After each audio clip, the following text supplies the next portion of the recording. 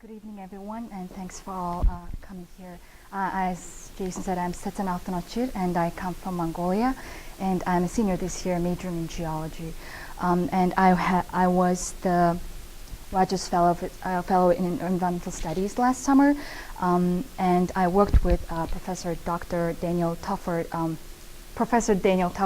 from University of South Carolina in the Biology Department, and this is the picture of me in front of the gates of the university, but actually it's not where I actually was physically. So I was based in Columbia, South Carolina, and my project was to characterize dissolved organic matter in the surface waters in South Carolina coastal plain, and to see possible effects of land use, different types of land use on the organic matter in the dissolved organic matter in the waters. And personally, I was very enthusiastic about starting a project, and then going through it until the end and seeing how it all works, and especially sampling my own data. That's what I was personally very much interested. This is the map that me and my professor made, and the black dots, as you can see, those are the places that we visited throughout our trips. And so the first 6 weeks we visited these places, and there were 54 sites, and I have something like 80 samples.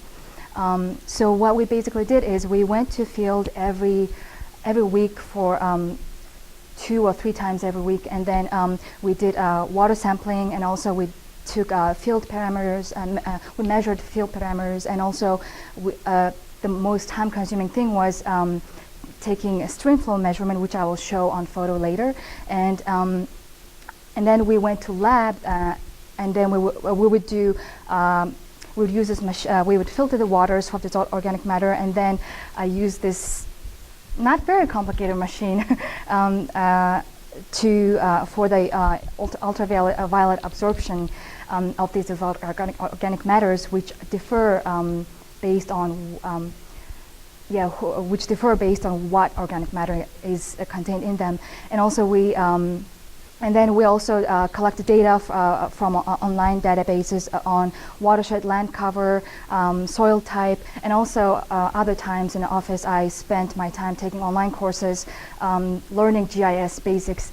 And that was an interesting experience because I didn't know exactly what techniques I would use, so I just had to learn whatever I was given. And then the process also involves statistical analysis, which I didn't do personally. My professor is doing still now. And then the last 3 weeks was basically writing. And then it culminated with me going to Vancouver last October to present our preliminary results at the Geological Society of America National Meeting. So I just put some pictures for you to show. This is us, Warren. Warren was our lab technician, and we are here sampling water and actually measuring the stream flow during stream flow measuring. And this yellow is the measuring tape that we had to put on the other ends of the 2 ends of the river, and we went we sectioned the river or stream into several smaller sections, and measured the stream velocity of the water flowing to get the discharge of the water. Sometimes we even had to swim because it was too deep. The person who's here is my professor, site mentor, and sometimes it was very shallow. So this is actually us measuring the stream flow.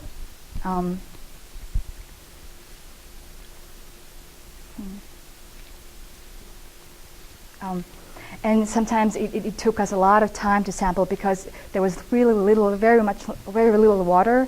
So this is we're sampling from seep, and this is a photo of the filtering process. And then I don't have photos of the later activities because it's mostly writing. and I can't take myself in a picture of myself writing. And and then this is a picture from last October in Vancouver. It was a very eye-opening experience because I'm a senior, as I said, and I'm going through the senior crisis and trying to figure out what I will do. And it was very interesting to see a lot of geology. There were around 6,000 geology students, professors, and non-government people. And it was a good experience to present my research and actually have people come by me and ask questions. And last week I actually received two emails asking me to send my paper or anything that I had because they were interested in our technique.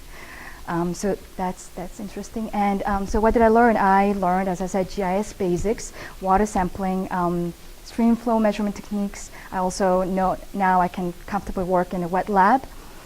Personally, I actually like the writing process the most, and because it actually makes you think about, bring things into a paper, and also organize your mind, your thoughts into coherent ideas in order to present to people. And also I had the opportunity to meet with grad students from other departments, and it was very valuable to me because there were some people who didn't like what they were doing, and it showed me how hard it could be if you don't like what you're doing, especially when you have to do it for 6 years. And also I very much enjoyed the blogging process, which was part of our Cornell Fellows program, and you can go online and see our blog posts. And I learned that I could be very self-disciplined because, and the reason I included it here because the nature of the project was that I was mostly independent, and there was no other students working on similar projects by me, so I didn't have much group interactions. It was only me mostly talking to myself and planning things for tomorrow, and then bringing questions up to ask from a professor. So there was not much force put on me to work. It was only mostly me having to setting my deadlines. So that was challenging, also valuable for me. And I mentioned the last point. So yeah, and I want to thank Dr. Tufford for accepting me and being very patient with me. And he just was someone who I didn't even know before, and so I and my advisor asked him if I could work with him, and he just accepted me. And also Warren Hankinson, he's the lab technician who helped us with sampling and lab work, and Ron Deniston, who has been with me throughout this process, especially through the application and finding the right person. And John Mark Dean, who financed the project, who is actually an alum from 58, and the picture shows me, him and his wife in their home in South Carolina, and Laura Former and Sean Doyle for their valuable advice in putting up the application, and Katie Green, who was very prompt in emailing back to me with my concerns, and Lana Lichty for letting me stay because I'm an international student. I don't have home in the U.S., so they let me stay with them in May, and also Career Engagement Center and the Student Senate for funding me to present at the Vancouver. Thank you.